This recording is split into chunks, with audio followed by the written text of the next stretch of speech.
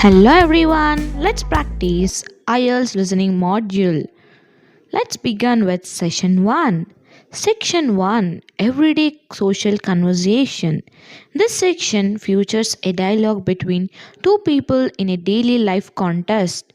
In this test, it's a woman calling a travel agency to ask about a guided holiday tour to New Zealand South Island. Let's see the question types. Questions 1 to 5. Note completion. We have to fill in missing details like dates, types of accommodation, activities, group sizes, and discount deadlines. Next question 6 to 10 multiple choice. Choose a correct option based on information such as where the customer heard about the tour, what the price covers, and travel preferences. Here you have to focus on specific facts such as numbers, names, and key information. Note expressions of preference or decisions at the end. Now try to write the answers of session 1 by listening the audio of conversation. At the end of the session 1, answers will be displayed to check your answers. Good morning, Kiwi Adventures Travel. How can I help you today? Hi, I saw your tour brochure online, and I'm interested in the 10-day guided holiday to New Zealand's South Island. Could you give me a few details, please? Of course. That tour departs on the 15th of May, and it's one of our most popular packages. It includes transport between all major destinations, accommodation in 4-star hotels, and breakfast every morning. Sounds great. What kind of activities are included? There's a mix of outdoor and leisure activities, scenic hiking trails, a cruise on Lake Wakatipu, and a day trip for whale watching along the Kaikoura coast. Wow, that sounds amazing. How many people are usually in a group? We keep it small, no more than 12 travelers, so everyone gets personal attention from the guide. That's perfect. I don't enjoy big crowds. I understand. By the way, we have a 15% discount for bookings made before the 30th of April. Oh, that's good to know. And I think I first saw your ad on Instagram, so I checked your website after that. Yes, most of our customers find us online these days. Just to confirm, are flights included in the price? No, flights aren't included, but all transport within New Zealand and accommodation are covered. Meals other than breakfast are optional. All right. And the lake cruise, is it a full-day trip? Actually, it lasts for half a day, but it's quite scenic. You'll see the mountains and the Glenorchy waterfalls on the way.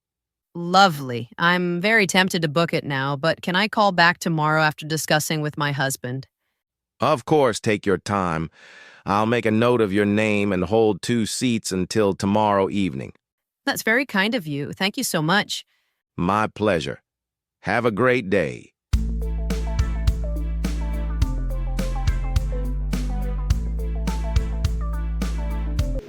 Let's go to the session 2.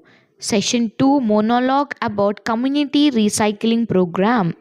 This monologue features a community coordinator explaining a new recycling program to residents. It provides details on collection days, types of waste, special instructions, and what happened after collection. Let's see the question types. Questions 11 to 14. Table completion.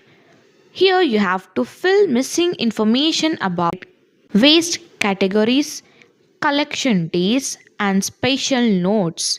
And the next questions 15 to 20. Flowchart completion. Here you have to complete the recycling process steps as described. You have to listen for lists and schedules. Nothing keywords like Monday, glass bottles, electronic waste, and special conditions. Now try to answer this session 2 by listening the monologue, and at the end of the session 2 answers will be displayed to check your answers. Good afternoon, everyone, and thank you for attending this information session about the new Green Hill Community Recycling Program, which officially starts next week. The goal is to make waste disposal simpler, more organized, and environmentally friendly. Let's begin with the collection schedule. On Mondays, we'll collect household waste such as glass bottles, newspapers, and cardboard. Please ensure your bins are outside by 7 in the morning so our drivers can collect them efficiently. Next, organic waste, including garden trimmings and food scraps, will be picked up on Wednesdays. The council will provide special compostable bags for this purpose, so please avoid using plastic liners. For electronic waste, such as old mobile phones, laptops, and printers, collection will take place every Saturday. However, these items won't be taken from the curb. You'll need to bring them to the community center's recycling bay between 9 a.m. and 4 p.m. Lastly, we have hazardous waste like paint, motor oil, and cleaning liquids. These will be collected on the first Sunday of every month. But please remember, you must book this in advance, at least 1 week before the scheduled collection. Now let's talk about what happens to your waste after collection. First, all bins are transported to the central depot, where materials are weighed and recorded. After that, they're sorted automatically using a mechanical conveyor system. This helps separate items efficiently according to type and size. Once separated, paper and glass are processed locally at the Green Hill Recycling Facility, while plastic is transported to a regional recycling plant located in Ridgeway. The organic waste goes to a different site, where it's converted into compost that we use to maintain our local parks and gardens. Every resident is entitled to collect 2 free recycling bags every 3 months from the council office. These are reusable and made from eco-friendly material. Finally, we'll be launching our public awareness campaign on the 15th of March.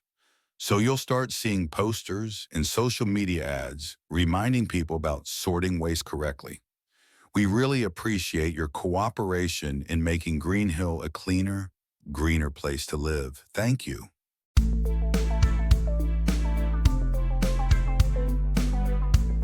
Now let's go to session 3, academic discussion on electric vehicles. An academic discussion among students and a professor about a research project involving electric vehicle adoption by young adults. Now let's see the question types. Question 21 to 25, sentence completion. Complete sentence summarizing research focus, interview numbers, challenges and suggestions. The next questions 26 to 30.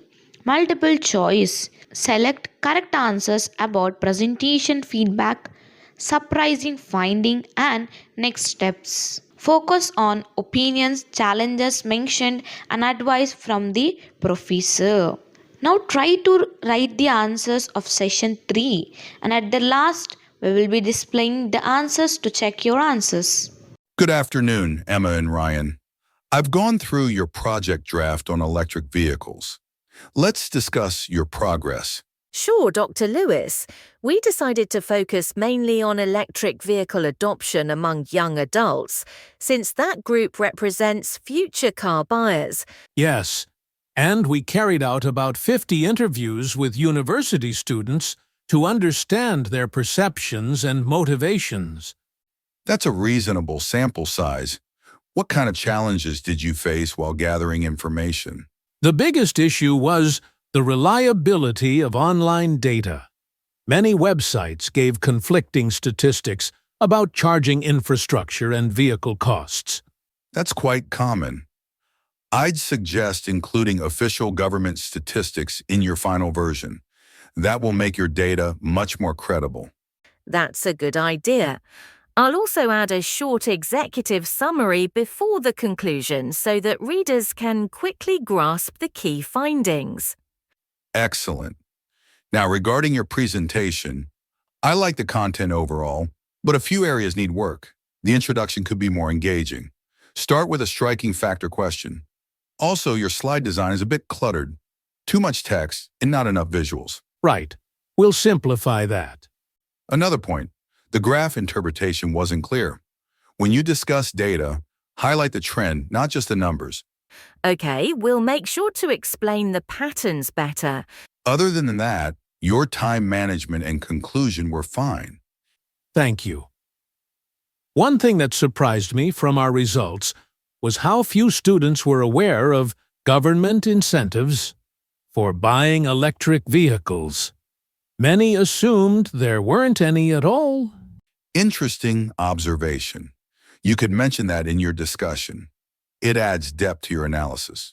That's a great suggestion. Finally, before you submit, I recommend you rehearse your presentation several times. That will help you manage timing and sound more confident. Sure, we'll do that. Thanks again for your guidance, Dr. Lewis. You're welcome. I'm looking forward to your final submission next week. Now let's go to session 4, Academic Lecture on Urban Green Spaces. Here is a lecture on the importance and benefits of urban green spaces, environmental aspects, health advantages, challenges, and future urban planning. Now let's see the question types. Questions 31 to 35, note completion. Fill in gaps about functions of green spaces, pollution reduction, temperature, physical activities, and mental health benefits. And the next questions 36 to 40, multiple choice. Questions relating to causes of green space loss, benefits of water features, study findings, funding challenges, and urban design suggestions. Now try to write the answers of session 4 by listening the audio. And at the end of this session 4, we will be displaying the answers to check your answers. Good morning, everyone. Today's lecture focuses on urban green spaces, areas within cities designed for public recreation and relaxation. These include parks, community gardens, and even rooftop gardens. Let's start with their environmental benefits. One of the most important functions of green spaces is to reduce pollution levels caused by vehicles and factories. Plants absorb carbon dioxide and produce oxygen, improving air quality. Additionally, trees and grasslands help lower temperatures in crowded areas by providing shade and releasing moisture through evaporation. Beyond this, they support biodiversity by giving birds, insects, and small mammals a safe habitat within the urban environment. From the perspective of human health, the advantages are equally significant. Green spaces encourage physical activity, such as walking, jogging, or cycling, which contributes to better fitness. Moreover, several studies have shown that spending time outdoors reduces anxiety and improves overall mental health. Now, despite these benefits, green areas are often disappearing from our cities. The main cause, unfortunately, is poor urban planning. City expansion tends to prioritize housing and industry over open spaces. Interestingly, research also shows that parks with water features, such as ponds and fountains, can reduce air temperature more effectively than those without them. A 2022 study in London revealed that people who lived within 300 metres of a park exercised far more frequently than those who didn't. This demonstrates how proximity to nature directly affects lifestyle choices. However, maintaining parks remains a challenge. The biggest problem for most city councils is a lack of funding.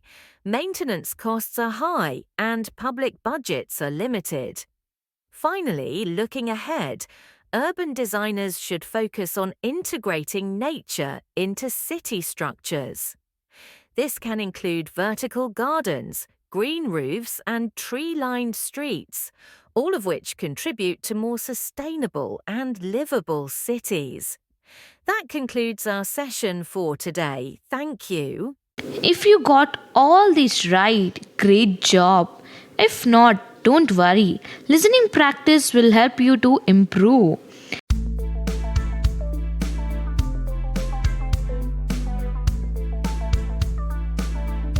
And thanks for watching. Follow us for more videos.